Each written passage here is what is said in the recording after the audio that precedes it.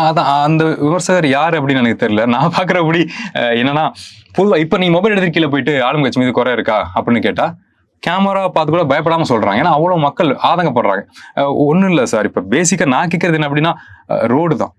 அடிப்படையில ரோடு வசதி. இப்ப மெட்ரோ எனக்கு புரியுது. அது வேலை நடந்துட்டு இருக்கு. கஷ்டம். அதுலயுமே ரோடு போடுறாங்க.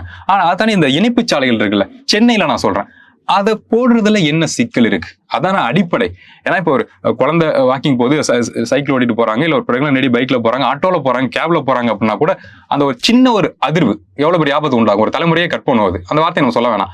சோ அப்படி இருக்கப்ப அதை சரி பண்ண முடியாத அரசாங்கம் எதை சரி பண்ணிருப்போது? ஏன்னா இவங்க எல்லாம் நிறைய பேசுறாங்க, சென்னைக்குள்ள வந்து இந்த மழை நீர் வடிகால் திட்டம் செயல்படுத்தப்படல அப்படின்னு. அதுக்கு விளக்கத்தை நான் கொடுத்திருக்கேன். ஆனா அதெல்லாம் கொடுக்குறப்ப எனக்கு கஷ்டமா தான் இருக்கும். ஏன்னா சாதாரணமான சாலைகளையே அவங்களால பிளான் பண்ணி போட முடியல. தாரை மிக்ஸ் பண்ணி போட்டா போதும். அதுவே பண்ண முடியலங்கிறப்ப நீங்க எப்படி கீழே பிளான் பண்ணி பண்ணுவீங்க, மற்ற திட்டங்களை செயல்படுத்துவீங்க? சோ அடிப்படையான திட்டங்களை, மக்களுக்கு தேவையான திட்டங்களை செயல்படுத்தாம இருக்கனால மக்களுக்கு ஒரு ஆதங்கம் இருக்கு. அதெல்லாம் பொய்யான வார்த்தை. மக்களுக்கு எதிர்மனல் இல்லைங்கிறத மிக மிக பொய்யான ஒரு அஜெண்டாவான வார்த்தை. பொதுவாகவே நான் சொல்றது டிஎம்கே கவர்மெண்ட்டுக்கு சப்போர்ட் பண்ணக்கூடிய நபர்களுக்கு ஈவன் அவங்க ஓட் பண்ண தான் போறாங்க டிஎம்கேக்கு. ஆனா அவங்களுக்கும் ஒரு அதிருப்தி மனநிலை இருக்குன்னு நான் சொல்றேன்.